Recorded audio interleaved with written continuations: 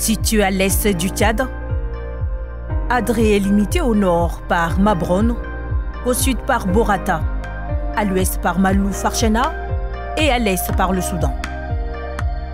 Première grande ville frontalière avec le Soudan, Adré est fortement marquée par un rayonnement culturel typique de ces villes à cause des différentes influences culturelles qu'elle a subies depuis toujours. Elle est aussi la deuxième préfecture la plus peuplée de la région du Ouaddaï, après Abéché avec environ 400 000 habitants. Adré est une ville qui a existé depuis plusieurs décennies avant l'arrivée des colons. Les originaires de cette localité sont les Massalites, les Ouaddaï, les Arabes et les Tamans. De nos jours, la ville est devenue écuménique avec la présence d'autres ethnies du Tchad.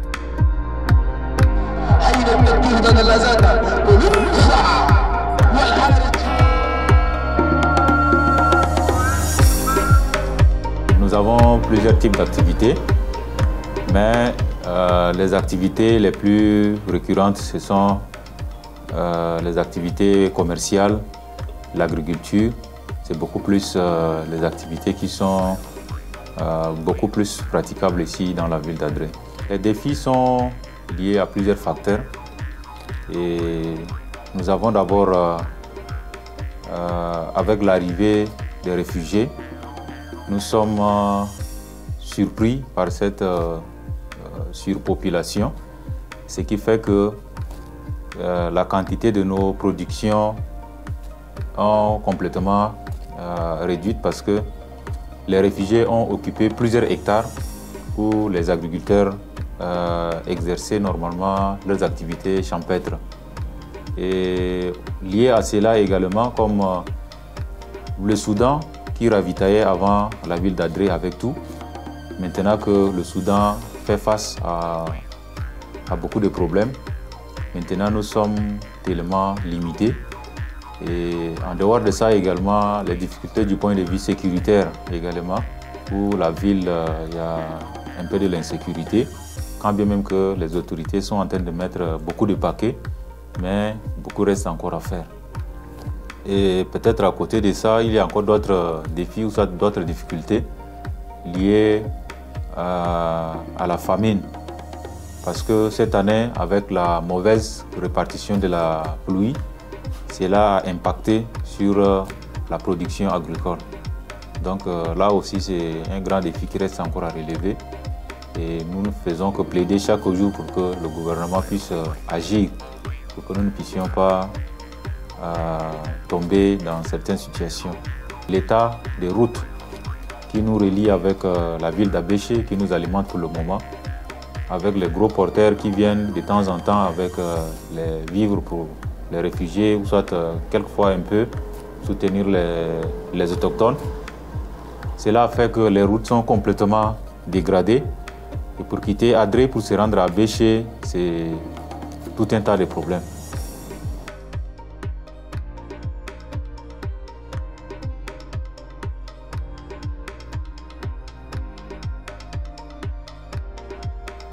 Ville de tradition agricole, Adré est également bien positionnée dans l'élevage du bétail. Jadis connue en tant que lieu de transit des marchandises en provenance des pays du Golfe, elle rencontre d'énormes difficultés depuis le début des hostilités qui secouent au Soudan, Khartoum en avril 2023. En atmosphère de parfaite collaboration règne entre la population hôte et les réfugiés, mais les défis sont majeurs.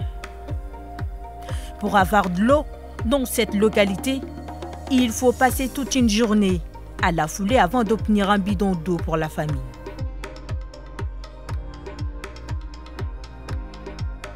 Je suis le chef de bureau APLFT basé à Adré. Voilà, donc dans le cadre de mes activités, je couvre le site spontané de Adré, le site aménagé de Métier et d'Aboutengue.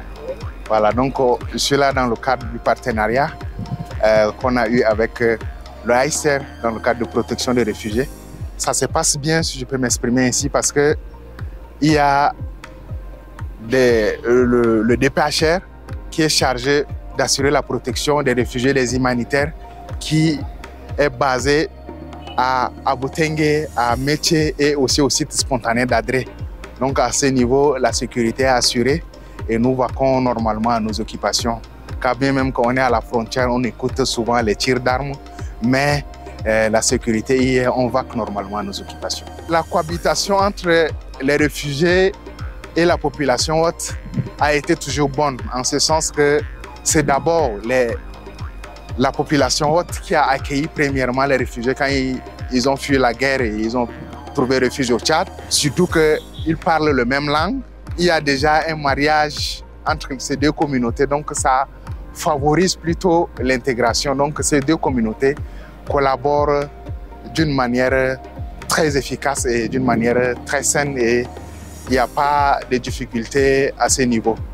Et avec les activités de sensibilisation qu'on mène, ça conscientise les deux communautés pour une bonne cohabitation. Depuis que l'urgence a commencé en 2023, la mobilisation des ressources est un peu lente. Il y a seulement une mobilisation de 30% qui est promis par les États-Unis, qui est donnée, mais il reste encore beaucoup de gaps. Par exemple, dans le domaine des VBG, on a des femmes qui quittent souvent le camp pour aller collecter les bois de chauffe en dehors du camp. Et lorsqu'elles viennent très loin, elles subissent les agressions physiques, elles subissent les viols, elles subissent les agressions sexuelles. Donc c'est le lieu ici de faire un plaidoyer pour appeler les pourvoyeurs de fonds à donner toujours de l'argent pour permettre à ce qu'on essaye de mobiliser davantage pour mettre à disposition de cette frange de population des foyers améliorés. Ça peut être, on peut chercher aussi des alternatives parce que pour trouver une alternative au bois de chauffe, il faut peut-être penser au biogaz, il faut penser aussi au gaz butane. C'est des mesures qui vont nécessiter assez de moyens.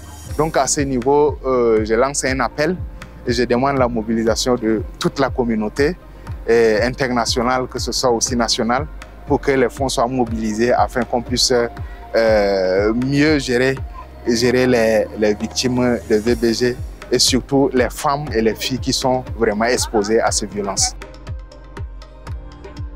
Depuis l'arrivée des réfugiés, la surpopulation a rendu la vie chère à Adré.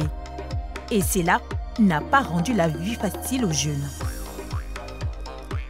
Au début à Adré, la cherté de vie, ce n'est pas comme d'aujourd'hui. La maison, c'est moins cher. Le manger, c'est moins cher. Mais actuellement, de nos jours, pour trouver la maison, entre-temps, ça varie de 15 000, de 10 000 à 15 000. Mais pour le moment, ça allait jusqu'au-delà de 50 000, 40 000. La maison de 10 000, ça revient à 25 000.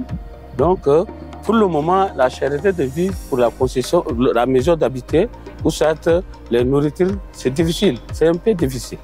C'est une très belle vie, mais le coût de vie est vraiment cher. Il est bien vrai que je suis arrivée quand il y a déjà les ONG et les réfugiés. Mais ceux qui habitent avant nous ont fait savoir que la vie n'était pas chère comme maintenant. Donc on peut dire que cela est dû à la présence des ONG et des réfugiés. Pour trouver à manger, pour les qui a un peu de la chair, il faut au moins 5 000 et encore les condiments. Donc pour préparer quelque chose de bien à manger, il te faut au moins 7 000. Et c'est vraiment cher pour nous certains qui ne travaillent pas encore.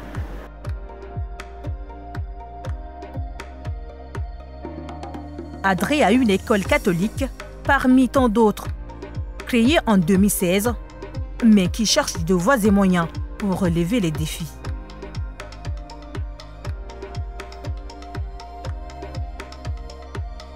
Cette école catholique Saint-Paul apôtre d'Adré a été créée en 2016 par la communauté chrétienne catholique de la place. L'objectif d'abord de cette création était d'aider les fils et les filles du Tchad sans distinction. Lorsque la communauté se retrouve ici à l'est du pays, les fidèles se sont réunis pour boire l'éducation à Adré. Comme toute autre école catholique, l'école catholique donne toujours les meilleurs. Raison pour laquelle les fidèles de la communauté catholique d'Adré ont décidé ensemble de créer une école catholique qui va donner aussi le meilleur dans ce département d'Assunga. Actuellement, nous sommes à 727 élèves.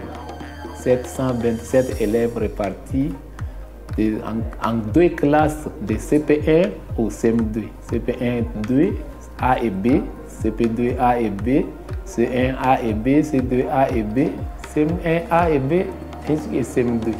Ce qui a donné le nombre 727 élèves dans notre établissement.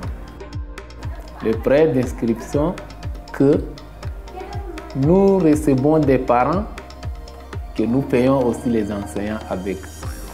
Donc le taux d'inscription pour chaque élève est à 22 500 francs. Dans ces 22 500 francs là, nous faisons la recette et après le mois fini, nous prenons cet même argent là chez la trésorière pour payer les enseignants. Parlant des difficultés d'ordre financier, je vous ai dit tout à l'heure que c'est à base des prêts d'inscription que nous gérons. Donc, si les parents ne payent pas, la scolarité des enfants serait un peu difficile pour nous de gérer l'école jusqu'à la fin d'année. Actuellement, nous avons beaucoup d'argent qui reste sur les parents. Vu la difficulté financière, donc nous n'arrivons pas à construire des salles en dur comme il le faut, ce qui fait que nos élèves restent dans le secours que vous voyez là dehors. Donc, nous avons beaucoup de salles en secours. Vu ces salles en secours, nous avons vraiment besoin de construction. C'est ce qui me permet de vous dire aussi à cette interview pour que désormais, voilà, s'il y a des choses là, l'État aussi peut penser à nous. Avec le prêt, le fait que nous donnons aux enseignants, ça leur permet de gérer leurs petits problèmes et revenir pour enseigner les enfants normalement. Et cette année, avec des situations diverses, le fait que nous donnons aux enseignants n'arrive même pas à régler les 1% de leur situation. Ce qui fait que chaque enseignant se lance dans les préceptorats, la répétition au quartier, pour gérer ses problèmes personnels, pour subvenir à ses besoins personnels, ce qui fait que les enseignants ne donnent plus le meilleur d'eux-mêmes comme dans les années précédentes. Parce que tout le temps, c'est le préceptorat.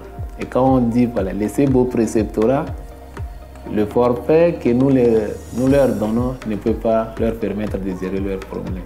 Ça aussi, c'est une difficulté.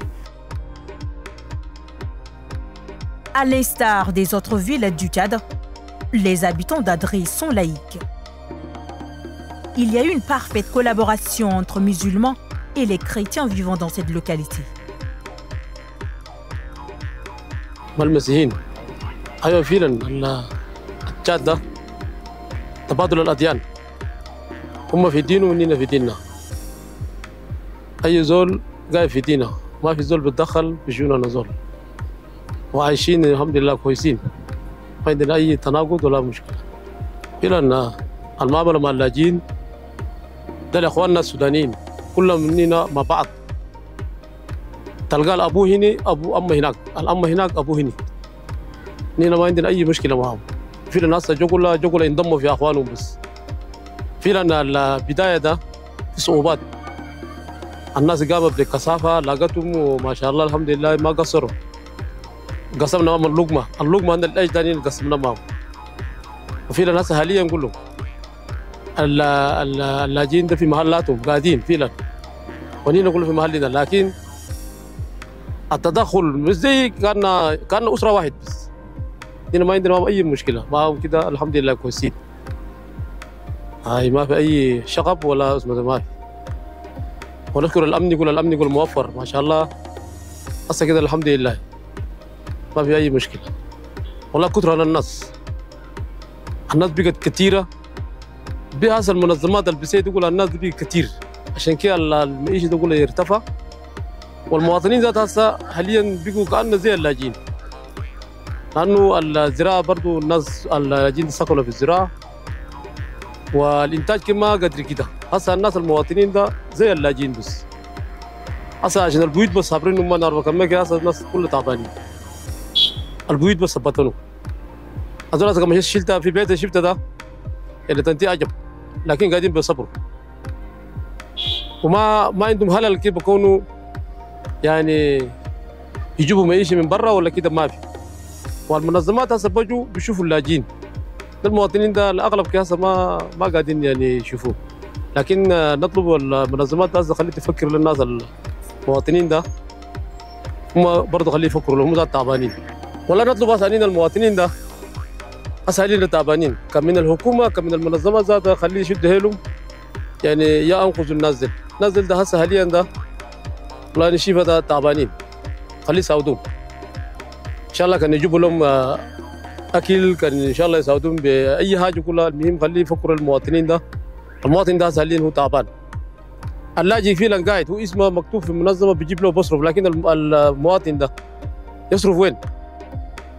ما في محل يصرف، وما عنده زراعه. كيف بكونوا هسه حاليا ده يعني بالزراعه ده ينتج، بكونوا يعني يستعين بده ما في هسه. الزراعه اللاجئين قاعدوا فوقها ولا محل البعيد ما انتج. يسوي كيف هسه حاليا؟ المواطنين تعبانين. نطلب من الحكومه ولا من المنظمه كلها خليه ينقذ الناس دي يعني بسرعه ان شاء الله. ده حسب كلامي يعني. ما اخر كلمتين اللي نطلب من المنظمه ده كم من المنظمه كم الحكومه كلها. انا داير يساعد المواطنين ده باي طريقه كلها. خلي ان شاء الله كان يسجلوهم، كان يجيبوهم بالشيف دي كارتيه ده، كان باي طريقه كلها. المهم خليه يشوفوا الناس هسه حاليا ده تعبانين. نينا نشوفهم جوام ده الزول فينا لابس كويس ماشي، لكن في بطنه ده وسيده بار. وكان مشيت بيته ده تشوفه هو واسرته ده تنتهي الدنيا عجب. الناس هسه تعبانين، والمهم خليه ينقذوا الناس دي باي طريقه، خليه يشوفوا لهم هلل يساعدوهم. نطلب من الحكومه وكان من المنظمه كلها الناس دي بدورهم مساعده، خليه يساعدوهم ما يشوفوا اللاجئين برا. La population lance un cri de cœur à l'endroit du gouvernement et ses partenaires pour venir en aide sur le plan sécuritaire, socio-économique et éducatif.